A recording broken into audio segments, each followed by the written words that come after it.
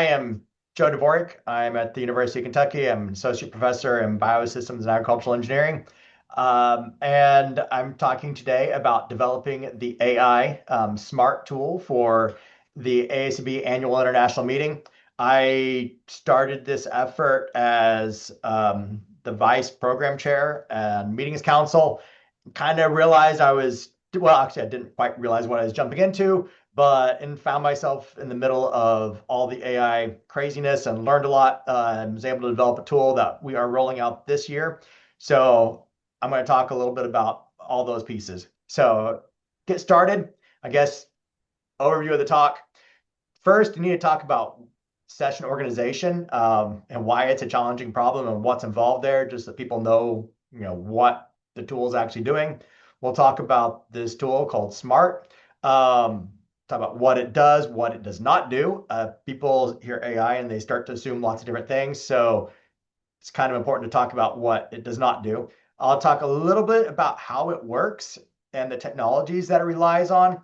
I will say we won't go too in depth. This isn't, a full-on research presentation on how to do that, or, the strength of all these different tools.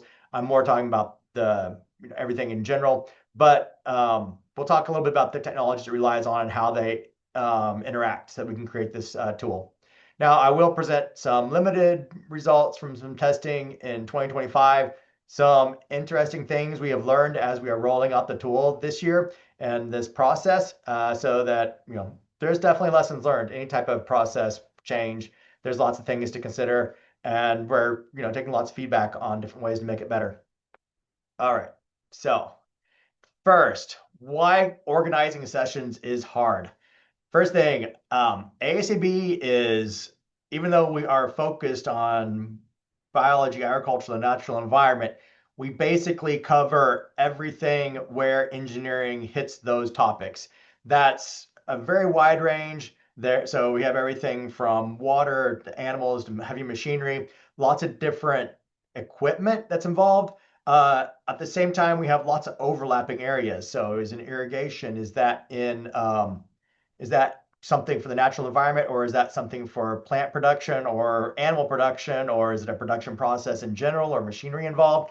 And how we divide those topics makes it really challenging as an organization. We don't have these nice little silos where everything fits, because there's things that work in lots of different areas. And I mentioned just, UAVs could be used for all kinds of applications, soil machine interfaces, food grading systems. We can just keep going on and on about the variety of sessions. Now, a big issue for this conference particularly is that it's too big for one person to read all the abstracts. You couldn't really even read all the titles. I've read a lot of them, but there's well over 1,000, 1,100, 1,200, 1,300, depending on the year. And they're into about 100 different sessions.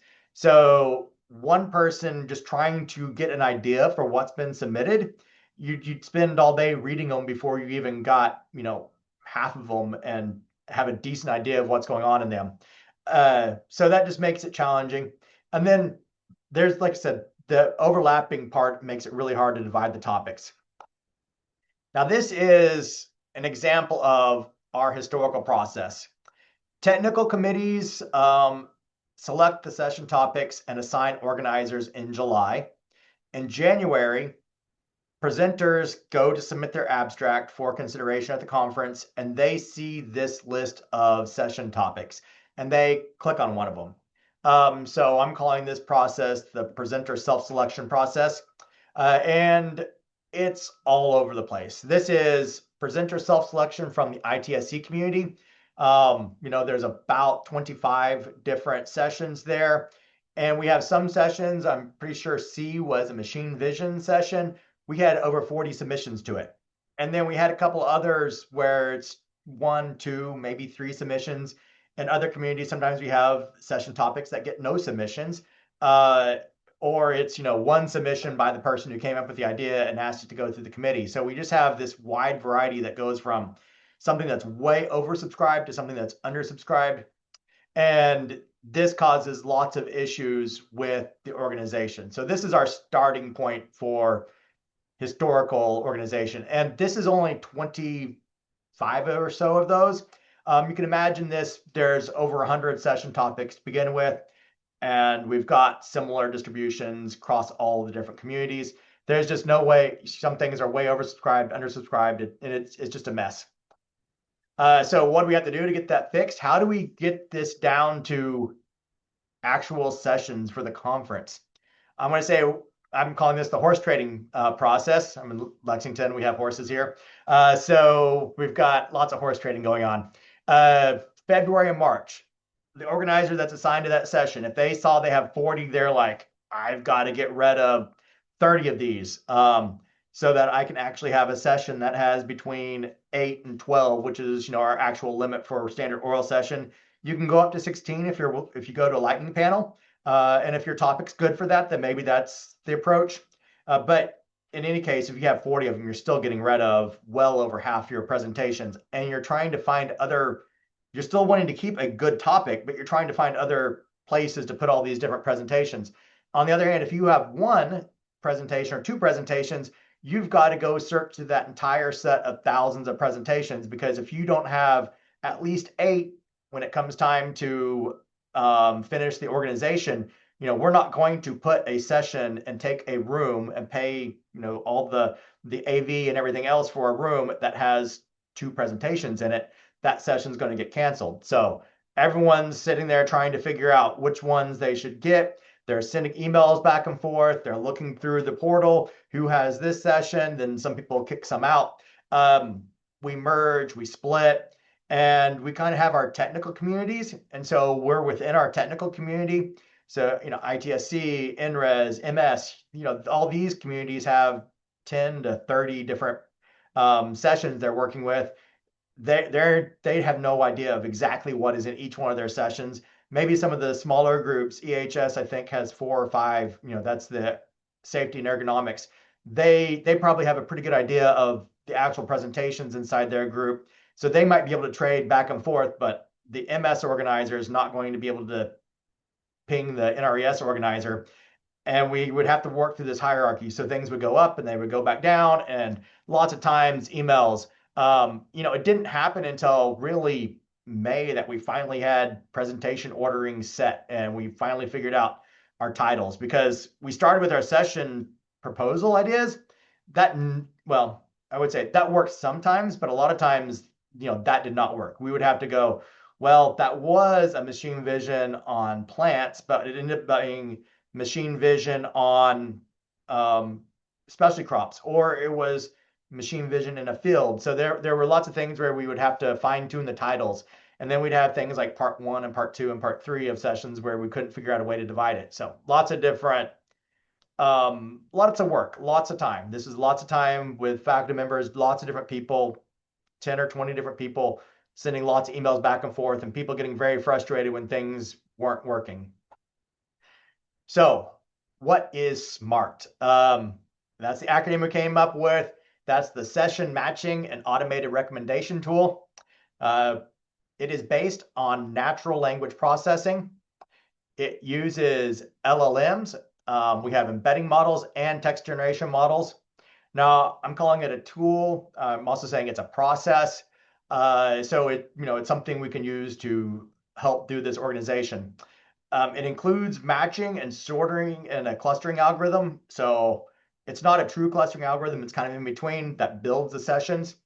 And it's currently implemented as a Streamlit application with Gemini and Ollama models. I'm going to show a demo of that. And it is posted online at GitHub in my GitHub repository if someone wants to look at that. And I just see I have a couple. I'm going to open the chat. I just saw I have a few messages. Let's see.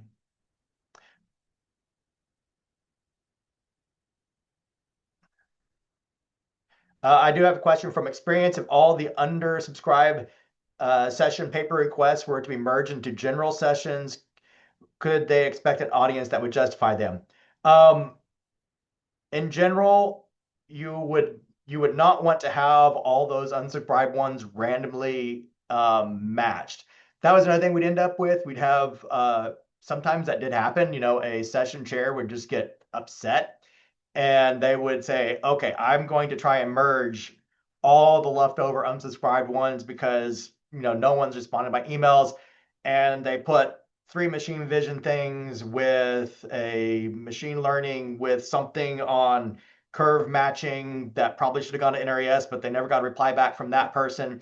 And then something that had to do with animal health, but was vision processing of it. And that might be what the ITSC person was seeing, and they just shove all those together and call it, advances in smart technologies for agriculture. And you just kind of have a really generic title like that. And that did happen. And I'm guessing, there's probably about 10% of our sessions in general looked like that. And so it does happen. It's just not, it usually happens at the last minute when people have no other way to organize things and people are getting frustrated. All right, so continue with the SMART. I want to start with just kind of an illustration of like what it is not. And so to start with, this would be a simple approach. Like we could go to our AI tools and we could say, hey, I've got all my abstracts. I say, please divide these presentations into 100 sessions for the ASABE annual international meeting. An AI tool will think about something. This one claimed that I didn't have the presentations in there, which I did. The tools, they're great, but to actually get reliable, repeatable results that do what you want, you kind of have to create some type of harnesses around them and use them properly. So this kind of simple approach does not work.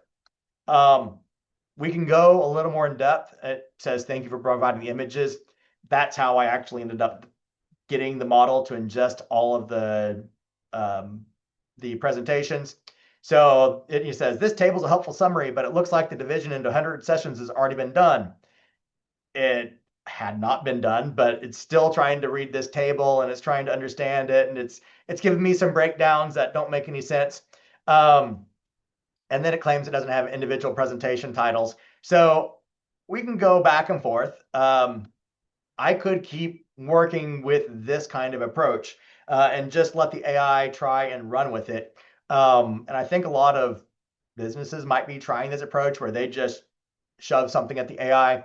That was not at all what I'm trying to do. I'm not trying to replace all the session organizers or anything else.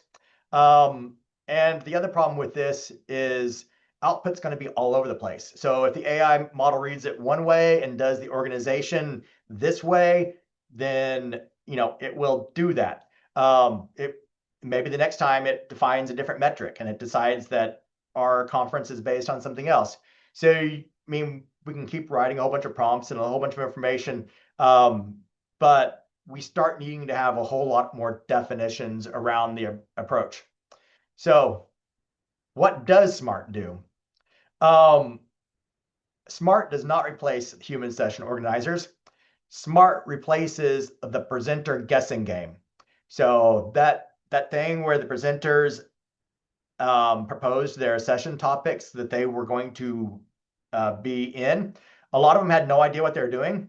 And we would actually notice that as organizers on the back end, whoever had the first session in a list, it didn't even matter if it was related at all, but if it was the first one on the list, that session got tons of pings. And so that's another issue that you run into. People were just placing it randomly, or they're trying to select something that was moderately related. The guessing game generally failed quite miserably across different areas. Now, this chart here, since we're trying to replace that initial division, we're not trying to replace the entire process. We need humans in the loop. But we want to get rid of having sessions that require hours and hours of horse trading. And if you look at this chart here on the left, we have the original one, and we have on the right. If you look at the right, you'll notice that none of the sessions are below 9. We have all of them are actually at above 10 or 11 or 12. So we have none of them that are too small. There are a couple that are relatively large. We have that one that ended up at 26. But we made sure everything was full, and then we started matching where sessions made the most sense. And that's the goal, not to just have even numbers for everything, but make sure we have a core. And I'll go into that a little bit later, but that's the idea. We start with an easier process. So what's wrong with it? Guessing game, I've already kind of mentioned this a lot, but it is frustrating for anyone that's done a whole lot of this organization process. Many hours spent by many organizers trying to figure out topics. Do we have something that was buried inside the sessions that we could pull out as a topic? What's interesting, looking at the AIM 2025, ITSC had 18 presentations on sensors for livestock management. They just ended up spread across all kinds of sensor sessions. A lot of them were specifically for livestock management. And I know PAFS is always talking about, well, we're doing livestock, but why aren't these presentations together? Why can't we co-sponsor it? And a lot of times people just didn't realize it. No one knew that we needed to bring all of these livestock management sensing sessions together. And some years there are 18, and then some years something changes and there's, other topics appear. So you can't read 1,000 abstracts and trying to identify topics. So we need some other way to do it. Using this tool, we're going to try to identify all those topics. And that gives we're missing opportunities for cross-community collaboration. The PAFS and the ITSC, that's one that I'm talking about. PAFS could have 5 presentations over there for sensors and livestock, and ITSC might have 5. Neither session had enough to create, or neither group had enough to create an entire session. But had they known what was in the other group's pile, they could have combined those and made a very nice presentation. So being able to look across the entire set and match things, that's something that we really want to do, so that communities can have more cross-communication collaboration, cross-community collaboration. And finally, the biggest issue, poor attendee experience. As someone that's been on the meeting council with the ASABE, we need to make sure our meetings are interesting and get people engaged. And I know one of the things that people complain about, they'll go to a session and they will just want to see 1 or maybe 2 presentations because that interests them. That's in their research area. And then the other 8, they don't. They just skip out of the meeting then. And so you have this thing where people are rotating in and out of sessions constantly because they're not on topic. Things keep going back and forth. You have a lot of very generic topics. So it might just be machine vision, but there's someone that, in reality, we could have done a machine vision on different topics. We could have done something that was a machine vision on the mechanics machine vision. It doesn't help if you're just going to go look at one of those topics. And then finally, we have things like part 1, part 2, part 3. If you have 30 some presentations, there's probably a better way to divide them than part 1, part 2, part 3, if you can figure that out. And so we want to make something where the sessions are on topic. People can join and tune in and watch and sit there and engage in conversation in the session and understand all the components of it. And we want those to be on topic for the people that are attending. So what is SMART's goal? So, that's the problems. What is SMART trying to do? It's trying to create groupings of highly related presentations to serve as the starting session suggestions. Each starting session should have at least the minimum number of presentations for a session. That's 8 or 9, whatever we decided to define it as. Should create no more than a certain number of sessions. After you've created your, the total correct number of sessions, add remaining presentations to their closest matches. Now, this is not clustering. We're not clustering in general. If general clustering, they don't care how many items are in a cluster. They just want them all evenly divided. So that's one of those issues that we're not running clustering. We have to do something slightly different. So what's not a problem? Human organizers are not the problem. Human organizer ownership. We want humans to be more involved. I think a lot of people tuned out because of the massive problem of trying to find a session or trying to find a presentation out of 1,000 presentations to add to their session. We want humans to help with the naming and the ordering. If you could think about what the audience experience is going to be like, here's a good starting point. Tune it, make it work better for you. We also want human organizers to decide which presentations to cut. We only have a limited number of slots. We inevitably have to push a few of them out of the oral sessions. So we want them to make it based on, research and audience interest, and we want those human organizers there to create something for people. So the ideal situation is kind of what we're targeting now. Through January, printers submit abstracts. February 1st, we didn't quite hit that this year, but organizers receive a topically coherent set of 9 to 20 presentations. Organizers spend their time thinking about which presentations to select and their order in the program to maximize audience engagement. Key tasks. So what are we looking at?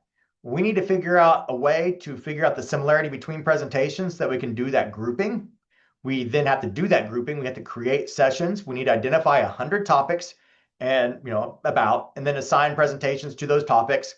And then we have to assign organizers to those created sessions. Now, some minor issues that come up.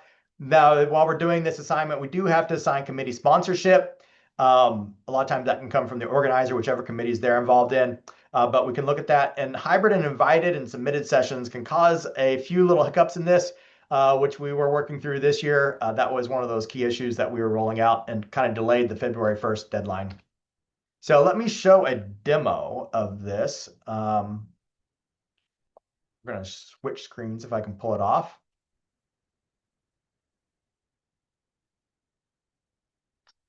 I'm going to try and make that bigger for everyone.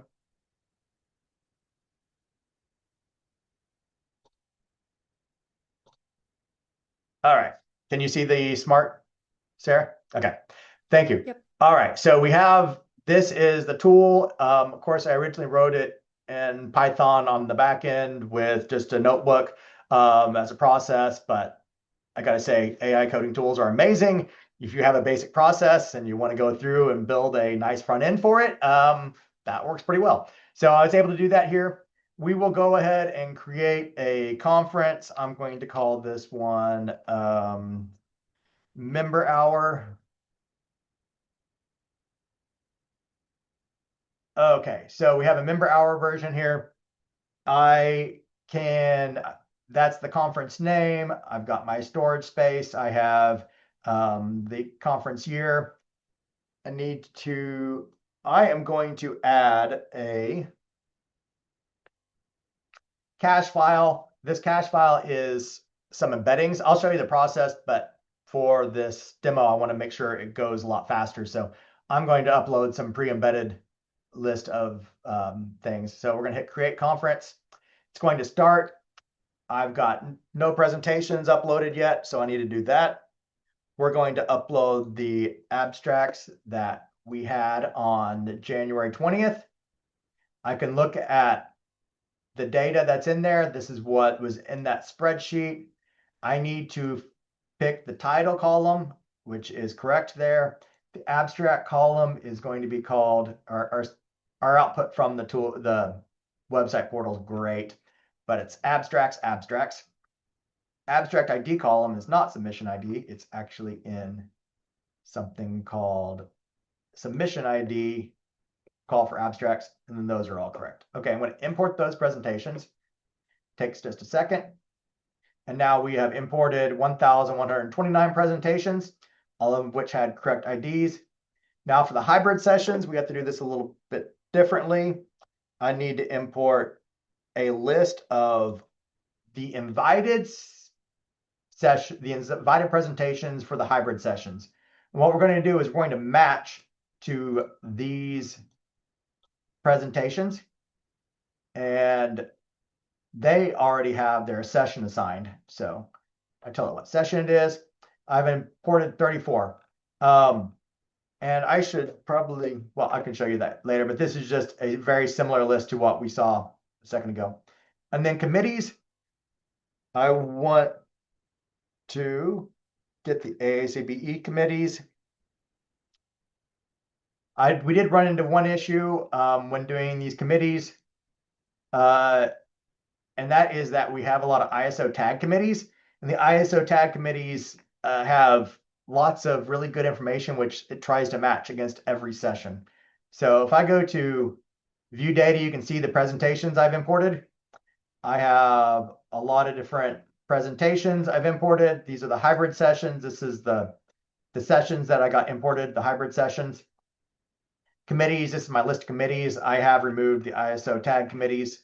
We only have the hybrid sessions created right now. We have no other, nothing else has been created. So we're going to go back to our processing. The next step was the embeddings. So embeddings, I can use Alam if I want to use my local processor, but if I did that, my Zoom would start lagging. So I'm going to go to Gemini. I would want to use Gemini. And I need to copy the key.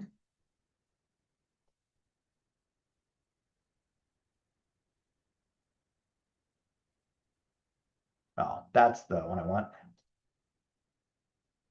Gemini embedding -O. There we go. Now there's an API key that when you're using an online service, you have to submit that. So I'm going to go generate. It's going to go really fast because, like I said, I loaded the cache. If I didn't load the cache, this would have taken maybe about a minute to run. So it goes fairly quickly to do all those 1,000. Now I can check duplicates. You'll notice if I click on this, I had a presentation here that was submitted into the submission portal. It was also in the hybrid list. So I want to keep the one that was in the hybrid list. And that's why it has a star next to it. It says, consider keeping that one. That's probably my more important one. I'm going to flag that one for removal. There's a couple other ones down here. What's interesting, because I have this similarity tool, I can actually check the similarity between presentations. So we can look at these are all just hybrid sessions. There are some duplicates in the hybrid sessions because if someone's presenting for more than one time slot, they're in there multiple times. So I'm not too worried about all of these guys up here. This one is something where someone went into the submission portal, they hit submit, and then they corrected one little typo and they hit submit again. So you can see that these are back-to-back submissions, almost no difference between them. I'm assuming they did the typo correction on the later one, so I'm going to remove the earlier one. There's another one here that's 99% similar. You can say here they changed the title a tiny bit. So this one looks like the correct title. We'd have to double check with the authors, but we're going to get rid of one of them. And it goes down through this list. We can sit here and get rid of different ones that were probably double submitted. Now we get down here. These are actually different presentations. They just happen to be about the same watershed and the same area. But when I look at this, I can say, hey, these are actually too similar. I am not going to get rid of that. So at this point, I am going to stop at 97% similar. I'm going to assume that the rest of these are, just deviations on similar themes and similar topics. I think I've found my duplicates. This is one thing that, we always had to deal with, is finding all the duplicates that got submitted. And sometimes they actually ended up in different committees at the end, and we'd have to double check it at the end. But we can remove that. And then we can hit create sessions. Now I'm going to say 9 because our minimum is 8. I want to make sure we have at least 1 to drop. I'm happy to go up to 20 or so. Now I can set the max. Let's just set that at, I think we had actually 110 this year, actually 105, 108. It will go up to that if it needs to. This exclude bottom percent of relationships, I'm going to just say, I'll show you that in a second, what's going on there. So we're going to create sessions, takes a second. It only made 103 sessions. It didn't make 108. It ended up only assigning up to a certain point, and then it decided it needed to overload those into other sessions. So it tells me that my mean coherence, my mean fit are here. I hit generate titles. I can generate titles. I will do that again.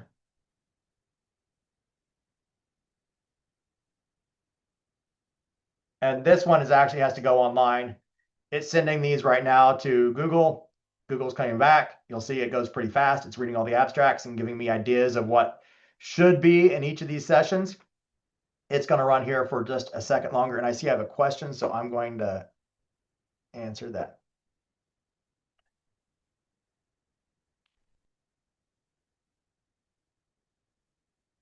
Oh, yes, thank you. So your answer to it, yeah. Well, I would thought that was another question. Um, but it's interesting to see how we can do some of these things. Um, I'll come back to that in a second, but we can see how it's matching all the different sessions. It will continue going through. Actually, I will let that run. Um, and do I have any other questions real quick while that's finishing up the session titling?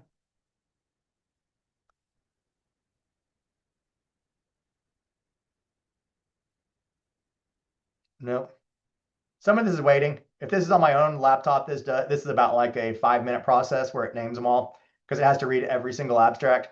And what's nice about Llama is you don't have to, use OpenAI or Google or any of these other big companies. You can run these things locally. Um, I think the running it in the cloud, I think they've optimized the energy use.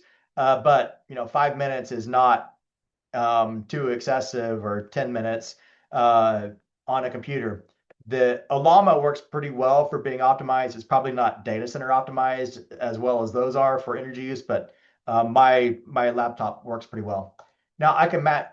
So I've got all my matches here of all my technical, all my sessions. Now I want to actually, let's go look at the current data. So these are all the sessions it has created. I can look at various sessions. So the hybrid session has its invited speakers, and then it added these extra presentations to it. So these are now all in here about the biocircular economy. We can go and look at one of these created sessions. This one, if we look at session 1, it's going to be AI-powered livestock monitoring vision systems. It does give several other suggestions for names, and it gives me some keywords. The keywords are critical because we need to figure out what's in what's in each of these groups.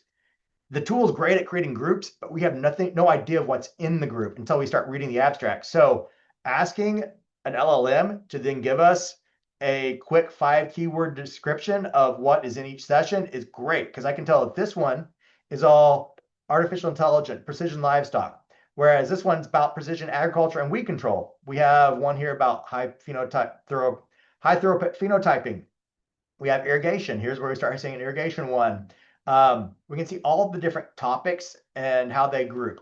So if that's how we assign like session organizers and finish everything else out.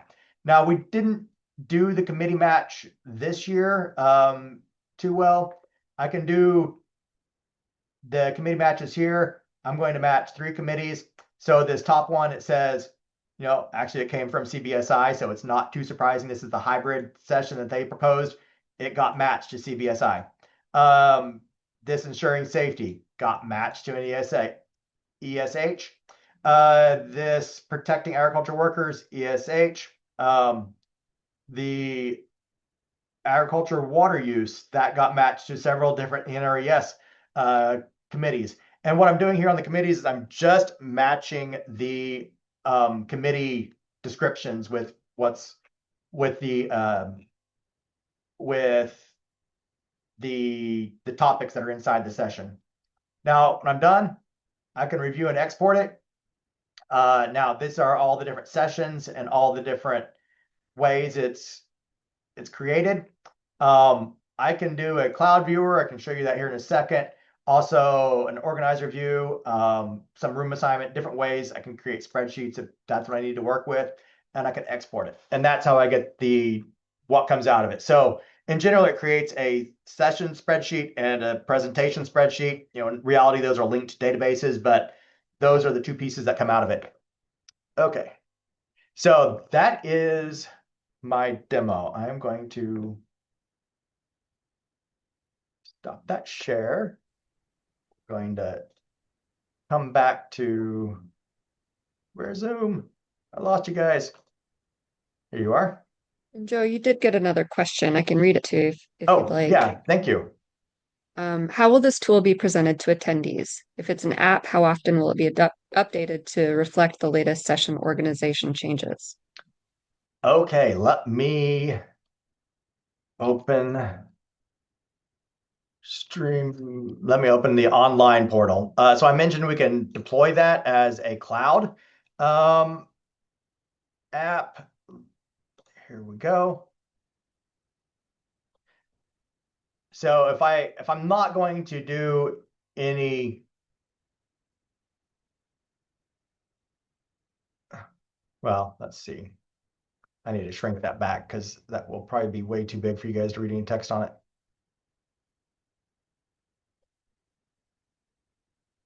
So it's up in the cloud. Let me share screen again. Share.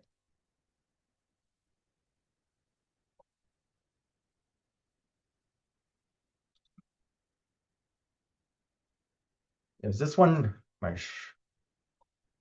there we go. Okay, so this would be the Smart Session Viewer. This is the viewer part of it. If I want to look at a presentation, I can come here and I can look at any of these presentations. I can click on one, tells me the information about it, tells me the most similar presentations to it. So I can see, I can also see what session they were assigned to. Now, right now it just has session codes because we don't have names for everything, but eventually we could have actual session names there, or session 201, 202. The session list right now, oh, this was when we're still doing all the hybrid sessions. So we've got a couple of the hybrid sessions that are small. But then the rest of these, like if I go here at 9, this is the livestock one. Based on what we had a really tight selection of several different 9 presentations that are all about livestock and smart sensors. So it can tell me all the items that are in there. It can tell me how close they are to the main presentation fit. And then I can see the other most similar sessions to this given session. So if I was really into this livestock, I could come and look at, oh, I want to look at session 26 and 78. One of those is probably on machine vision, and one's probably on livestock management. So if I had to guess, but right now, they're just numbers because we don't have everything titled. So that's kind of what, now this is to the organizers. We're using this in the back end and we're doing some organization right now. When it gets to the conference time, we haven't really rolled out the Similarity Viewer as a conference tool, but I think it's something useful if you have a session that you're really in, or a presentation you're interested in, you want to see what else is similar to that one. This is useful to come in here and say, oh, I liked this one. Let me click on that one. I can then find the next 10 most similar presentations and maybe add those to my scheduling. Just some of the cool things that we get by using these embedding models and doing similarity scores. All right. That answered that question? I'm going to try and share desktop 2 again. Okay, so back to the main presentation. I was able, as always, whenever you're doing a presentation, you're never sure if the app's going to run. So you do create spreadsheet slide or PowerPoint slides showing it where I can walk it through, but we were able to get a live run of it. So back to the main presentation part. What's powering this? Why is this so much different than dropping a spreadsheet into Gemini or whatever? One thing, we've divided the process. We've defined exactly what we want. I want to know the similarities between presentations. For that, I use embedding models. I need to find some way to identify clusters of the core presentations that are going to make up that core part of that session. So I'm going to use a clustering type algorithm. In this case, it's a kilometer clustering. And I'm going to use a linkage dendrogram. And then to identify the material inside the sessions, we're going to use generative text. So this is the embedding models. If you haven't heard of them, basically this is kind of what people were working on whenever they discovered ChatGPT and things like that. I mean, I've heard people say that was kind of a separate thing. I mean, or they were trying to get generative text, but other people have said, no, they're really working to try and identify the meaning behind text. Generative just happened to be, if they could generate the next word, that meant they really understood it. So there's, the whole story about how and who did what and what fed into it, it's just like any research, there's lots of pieces that go into it. But embedding models were something that was really important because people like Google want to put an ad on a page and they want it to make sense to what's on that page. And so they're trying to figure out, how can I identify the meaning behind something in this page so that I can put the right ad on it. Facebook's doing the exact same thing. Embedding models are kind of what ends up happening. They convert text into numerical vectors. These can be like 100 dimension vectors, or like 1,000 dimension vectors are kind of more common now. They don't have any meaning. It's not like, dimension 5 relates to engineering versus art, and dimension 20 is agriculture versus built environment. It's just a random, there's no meaning behind the dimensions. Well, there are meaning behind the dimensions, but they're not tied to concrete items. It's really, they were training these large language models, and it's how the models embed like the information. So text comes in, it has to get transformed into a certain format that gets into the model. Embedding models, instead of trying to generate anything with that, they basically just kind of spit back out the model's understanding of the text that went in. And so instead of trying to process or do anything else with it, they just drop a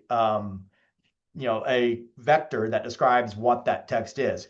So it's an underlying technology for LLMs. It's how LLMs internally represent language. However, we're not trying to generate any text. What's great about it is because they're vectors, the topics that are similar to each other were designed so that they have really similar angles. So when you look at the angle of the vectors, if they are really close, that must mean the topic is very close. So we can look here as an example: improving green infrastructure longevity, spraying systems, precise fertilizer application. Those would have a very small angle between them. We're almost orthogonal with a text that talks about a pop star getting into a fight with their ex. That's something that's just not related to the other two topics. And by just checking the angles, you can confirm that. Now, I didn't make, obviously that's not 80 degrees. It's supposed to go to there, but that is just give us a kind of idea of an illustration of what it would be. And of course, I'm trying to represent it in 2 dimensions, whereas in reality, it would be, 100 or 1,000 dimensions. So you can't really visualize it in 2D, but doing that angle, taking the cosine similarity, measuring that angle and doing it as a cosine similarity, that tells you how similar the topics are. Now, how do I use that? We go into agglomerative clustering. So convert those similarities to distances. So you then assign, the topics that are really close to each other have a really short distance. Topics that are very dissimilar have a really far distance. And what agglomerative clustering does is it starts with all the items are in their own cluster. So all the presentations are separate, then identifies the 2 most similar presentations, and it puts them together. And then it goes and finds the next 2 most similar. It puts those together. And then at some point in time, it's going to find one that's most similar to another one that's already in a session, already in a cluster. And so then it adds a third one to those previous 2. Or maybe it has 2 and 2 and it combines those 2. So what it's doing is it just builds these trees. And you kind of see a representation here. As you increase the distance, you start adding in different you start creating different clusters. And this is the linkage matrix. Some people call it a linkage tree. Dendrograms, it's really common when you're looking at genetic differences between animals. So the life sciences have done this a lot. They use this process to identify, genetic similarities. This is a dendrogram for all the ITSC presentations in 2025. There's a couple hundred there. Really hard to see, but you can see that we do have several big clusters. I think this orange one was machine vision, and I do not remember what this kind of green colored one was. But we had a couple topics that were really popular. Other topics, my presentation on LLMs, I think, and embedding models, there were other ones of those at ASABE. So I think I was probably over here, not very related to anyone else. But I got kind of clustered out, and actually that kind of expresses where the layout is. Now, what's the challenge with this? If we zoom in, we can see that, okay, if I want to create a cluster of 9, I have 1, 2, 3, 4, 5, 6, 7, 8, 9, 10 here. So I would find 9, but I can't really, by the time I got 9, I'm actually going to end up with 10. In this case, I have 9 right here. I've counted those beforehand. And there's this challenge of how do you add them all together?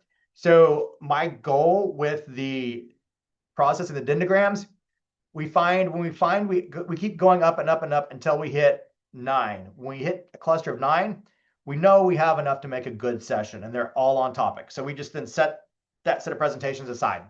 We'll add to it later if we need to, but I don't want to add anything to it right now because we could end up with just one really big machine vision session. It could be that I want to have, maybe it's machine vision on livestock, but maybe there's another one that's machine vision on something not quite as related as maybe just livestock. Maybe it's all kinds of plants and maybe a few natural habitat kind of things. So it wouldn't cluster as tight as maybe confined animal agriculture. But it would still have make a very nice session. And so when we create a session, we set aside those 9, and then we continue the process and try and build more sessions. We build all 9 of them, and then we go on. So what's great about that? Sessions are driven by topics in the presentation submissions.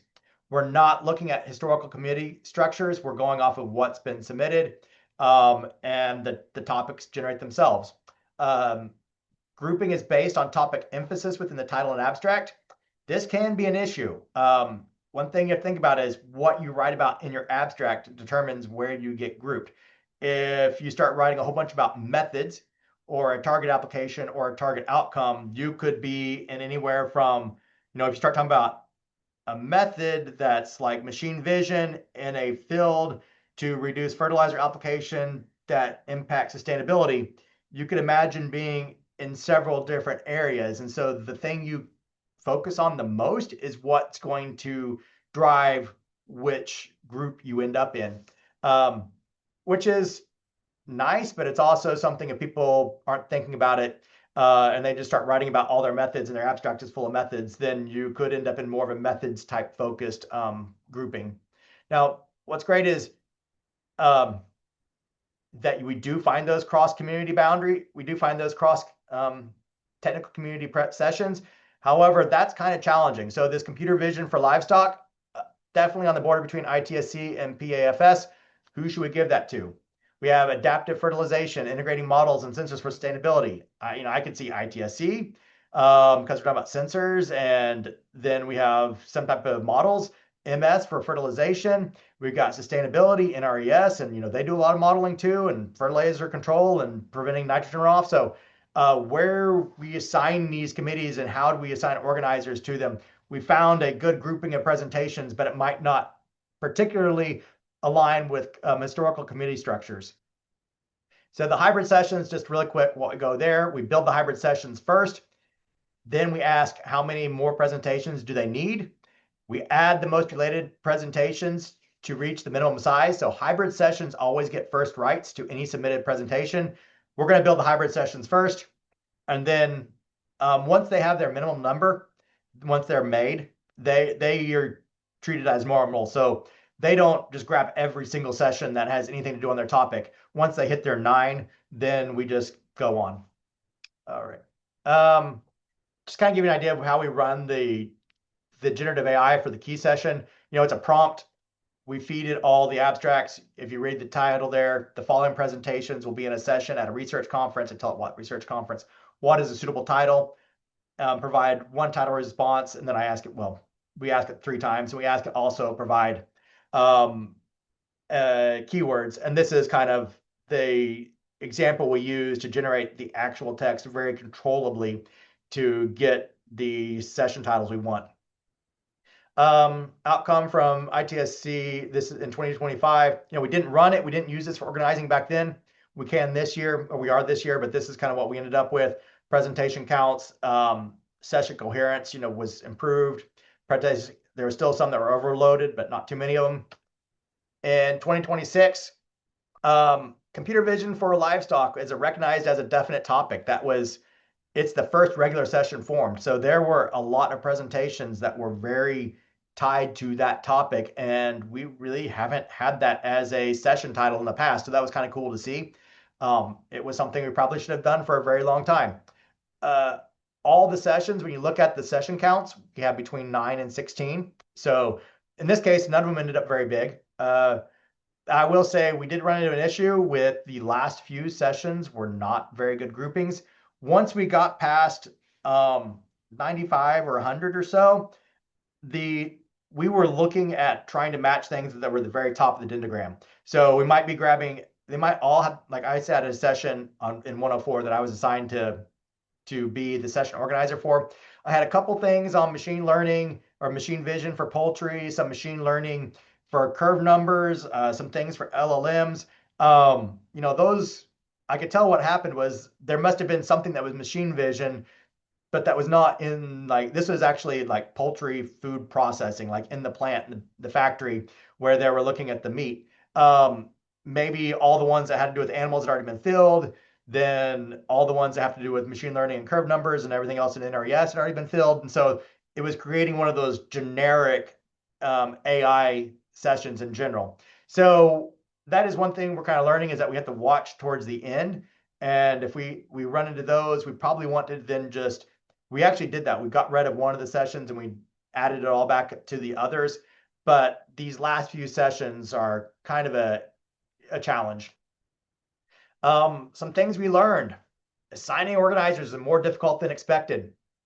Cross-community sessions are really hard to assign. This was Jessica, Dave, and I were looking at all these sessions we got. We're like, that's cool, but who does what? That's like on the border between three committees. Who would be most likely to want to organize that? And this is coming to where we're like, well, what are all these technical communities doing? Because even though the three of us are from different, do different things within ASAB and have a pretty good understanding and have been doing it for quite a while, we didn't know when we were stuck with this type of grouping, who exactly, what technical committees would all be interested in that. So that's something that just kind of looking at ASB session structure and community structure, we kind of need to define those a little better. Just so that if we can't make heads or tails of it, it's going to be a challenge for everyone. Let's see, then hybrid sessions. I was delayed. That hybrid sessions are what caused the problem. I had assumed that we would not have each hybrid session would have one invited speaker per time slot. I never imagined that we would have a hybrid session where we would have one person speak for an entire hour. I mean, I should have thought about that, but it was not something on my radar. So when I built the tool, it was not built that way. But working with people and talking about it, we found better ways to improve it. So that's kind of the structure we use. Okay, well, that's not going to work. Let's try and reorganize it. So we're learning lots of things as we go through this. For example, like I said, the ones towards the end, we probably need to not use those. I was very surprised that our ISO committees probably have the best descriptions, and they are the ones that get matched to everything. So ISO, it's great. I love the descriptions, but unfortunately, they are considered, they should be sponsoring all of our technical sessions. And probably February 1st was not an appropriate time scale. We probably need to have a little more time, couple weeks there after submission, maybe a month. Or first thing, when you just need to go through and delete all the half complete sessions, that was an issue. We didn't give us enough time to delete some of the duplicates, and then to think about how do we organize things, and then bring some of the program chairs in, looking at which ones, which sessions do you want. You might have a roundtable kind of thing for that. But those are some of our lesson learned. Now let's see. I got a couple questions. Let's see. Let's see. Dana said, at what point? Oh, you guys have answered some of these, but I will read them out loud to everyone because questions are what's coming up next. So if you guys want to ask questions, feel free to start writing them. I do see a couple questions here. How will this tool be presented to attendees? If it's an app, how will it be updated to reflect the latest session organization changes?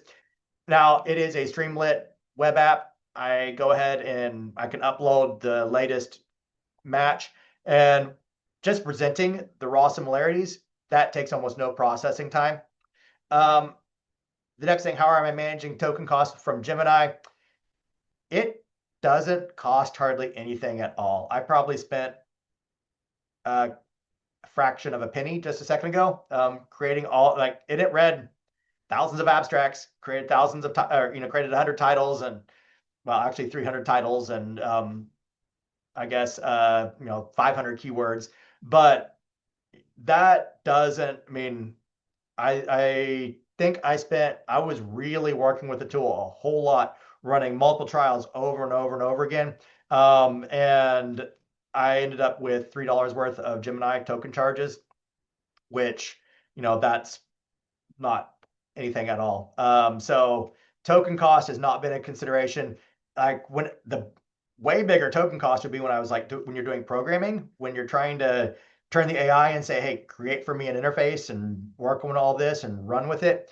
That kind of processing, probably your chat GPT prompt to solve this homework problem that we're all testing to see what our students are up to. Those probably, they're recursive and they're doing a whole lot more in the background. I'm using the lightweight models and it doesn't take much intelligence. And the embedding models, they were made before everything got large. They're, these large language models might be 1 billion parameters. A lot of the embedding models are like 1 million, maybe up to 100 million, 300 million at the max. So they're not enormous models. They process pretty fast and run quickly. I just don't want to waste the time to generate them. That's why I used the stored embeddings whenever I'm doing it. And I also, for efficiency purposes, once people have submitted all the topics, we can just run with it. Okay, so the next thing, at what point do you decide that some processed papers just will not be accepted? Do the session organizers make the call? And does the SMART tool recommend declining some? David replied, Dana, our current process is to allow the session organizers to determine if papers should be accepted or not. The system does a decent job of giving similar papers to an organizer, reducing the horse trading. We have found there are some differences within communities regarding their session makeup in comparison to historical sessions. So like we said, we're trying to figure out, where we need to put some of these sessions and trade things back and forth. Organizers still definitely have to do the final step. That is not something we are doing. Let me see if I can get the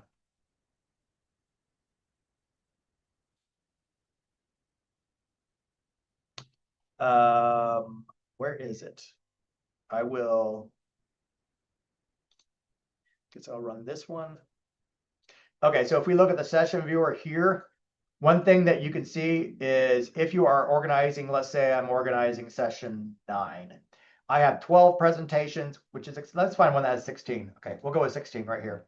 I have 16 presentations. I can see, what was the level of fit of each one of these. So if I wanted to just kind of get an idea of maybe which ones were added later, I can sort by fit.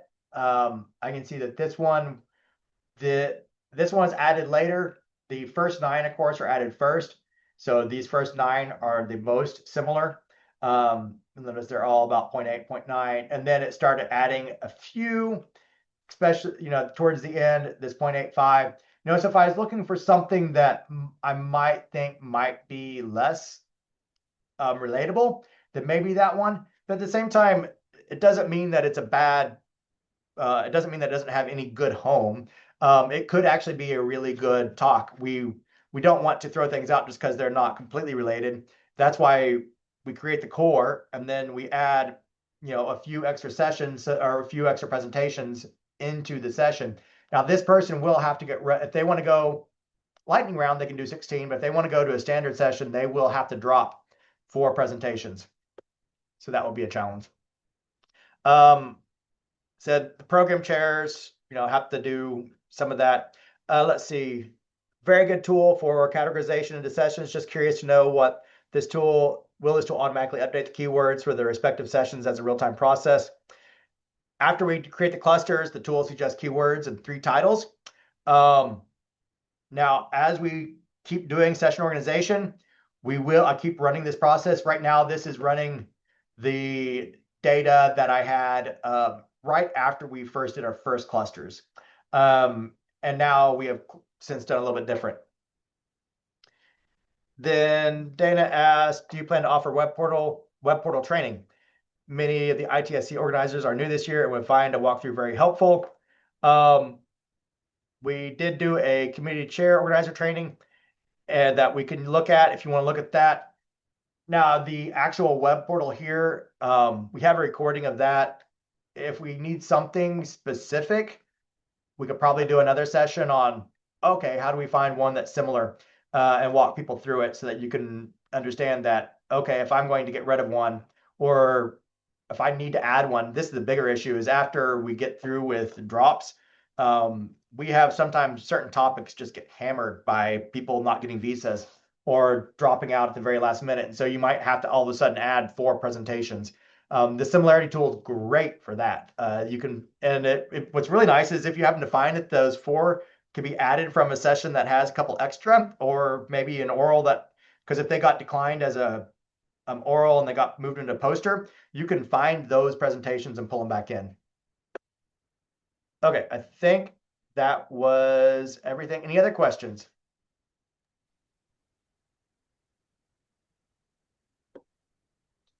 Wonderful. Well, thank you so much, Joe. We appreciate your time and expertise explaining this really incredible tool you've built for the AIM planning process. If anyone does have any further questions, you can certainly send those to me, my email, and I'm happy to circulate those. Um, and I'm very excited to let you all know that if you do want to know more about developing AI tools in ag and bioengineering, we are holding a professional development webinar February 15th at 2 p.m. We'll be putting that up on our calendar shortly. So please join us if you'd like to learn more about the technical details for developing AI tools and the options for engineers as these tools become a bigger and bigger part of every aspect of our lives. So thank you all very much for being here. And Joe, thank you very much for your excellent presentation. Thank you. Yeah. I will say when we talk about that tool, I mean, I could go into exactly, I gave you a brief overview of how it works, but if people want to know more about like embedding models and how you actually run them and how you can call an LLM locally on an Olama and then have it give you responses back inside your application.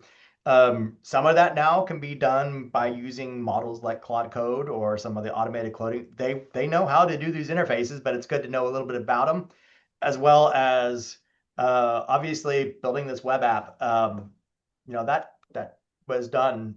I had the basic idea for how it worked, but that's done with an AI coding tool, going back and forth. And it's interesting some of the mistakes they make. So I can tell you about that. They do try and make the most generic version of it. The first time it tried to do clustering, I will say it tried to cluster. It did not want, it wanted to cluster all our presentations using just a traditional clustering algorithm and not my algorithm, which I had to point to it specifically and say, no, we need to use an algorithm that creates sessions first. I don't want to do this whole 50 presentations and machine vision. That's not the topic. That's not the goal. So going back and forth with models and some of those lessons learned is kind of what's going to be in that PhD or PDH. Well, I hope to see some of you there. Have Thank a you all. nice rest. Yeah, thank you. And have a nice rest of your afternoon.